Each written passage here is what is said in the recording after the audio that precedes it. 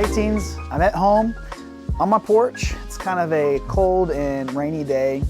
We definitely miss being able to meet with you every week, but we're thankful that we get to keep putting out this content to keep your heart encouraged. We are so wanting to get back with you soon, and that's our prayer. But in the meantime, we want your heart to stay encouraged as you grow in your relationship with Jesus Christ. So we have just a little thing that we want to share with you today. Today we want to share with you a video from the Bible Project. Some incredible artists and ministers have put together some very beautiful videos that are easy to understand, and they've also made videos for each book of the Bible. So during this time of waiting, go check out their YouTube channel and educate yourself and encourage your heart in the truths of the gospel as you grow in your faith. The video that I want to share with you today is entitled Messiah.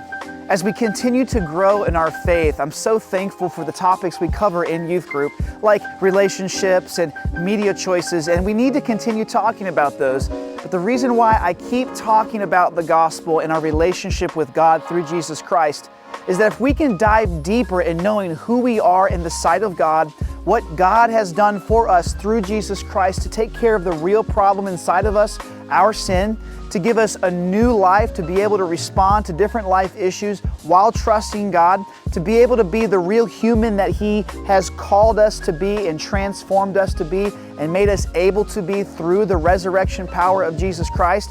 I want to continue putting that in front of you. So I hope you enjoy this video, Messiah, as we understand that He is our King. He's what we're looking for. And as our relationship grows with Jesus, we know that the rest of the world will be all the better for it.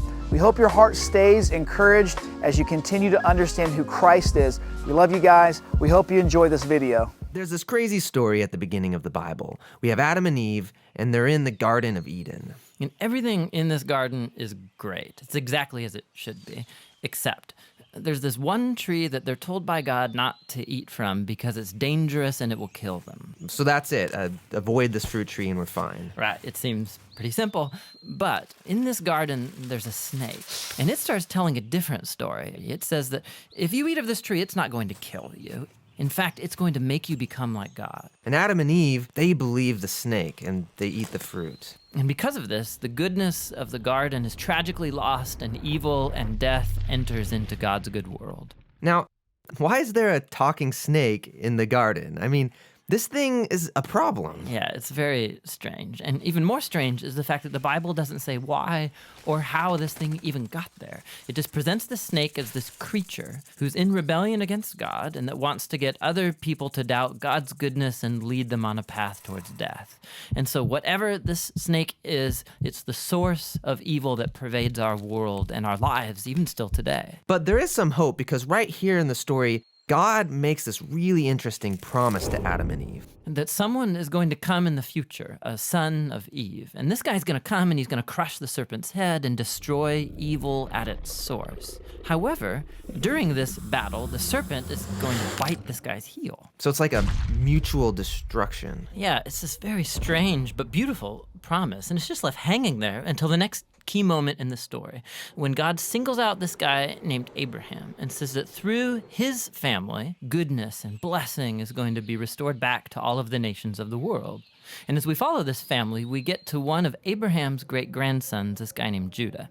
And he receives this promise that a king is going to come from his line and that the whole world's going to follow this king, and he's going to bring peace and harmony, and there'll be lots of food and wine and milk and vineyards, and it's going to be awesome. The first king that we meet from the line of Judah is a guy named King David. And he's a hero. Maybe he is the snake crusher. But it turns out that David is infected with the same evil as the rest of humanity. He never crushes the snake, just the opposite. However, God makes a promise to David that this king is going to eventually come from his line. But as you go on in the story, one by one, each generation of his sons, they're just total chumps. They give in to the snake, they choose evil, they go after money and sex and power and following other gods. Things get so bad that they run the nation of Israel right into the ground, and the big bad empire of Babylon just takes them out. And so now there are no more kings to even fulfill this promise. So it seems like the whole plan is lost. But during these dark days, there's this crazy group of guys called prophets, and they just kept talking about this coming king and reminding us of the promise that he'll come, he'll defeat evil, he'll restore the garden.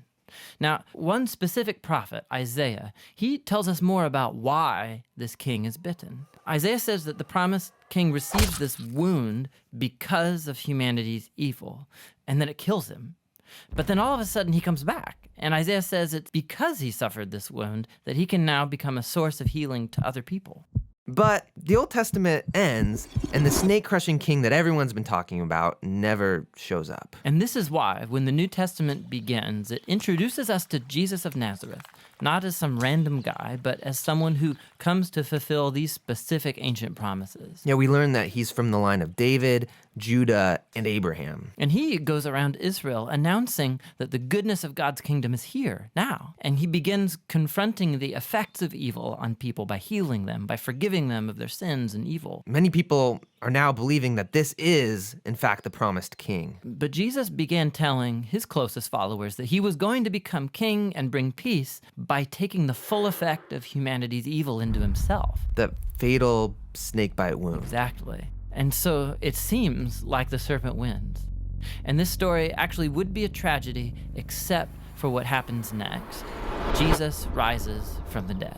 And now Jesus has the power over evil and death for himself. And so the rest of the New Testament is then making this claim that Jesus' power over evil and death has now become available to us to begin confronting the effects of evil in our lives. But even still, death and evil are a real problem in our world all around us. And so the story of the Bible ends by describing this future day when Jesus comes back and he finishes the job. He destroys the snake once and for all, and he restores the goodness of the garden here on earth. Hey, this is Tim. And this is John. We think one of the best ways to understand the Bible is to trace the key themes from its beginning all the way through to the end. We also make videos that walk through the literary structure of every book of the Bible and how it relates to the whole. Here's something you didn't know. John and I were roommates in college, and we lived in the basement of a dirty old house. We're a nonprofit, and we'd love to keep these videos free for everyone, but we need your help. You can go to jointhebibleproject.com and you can get full res versions of these videos. You can download the study guide. It's all for free. jointhebibleproject.com.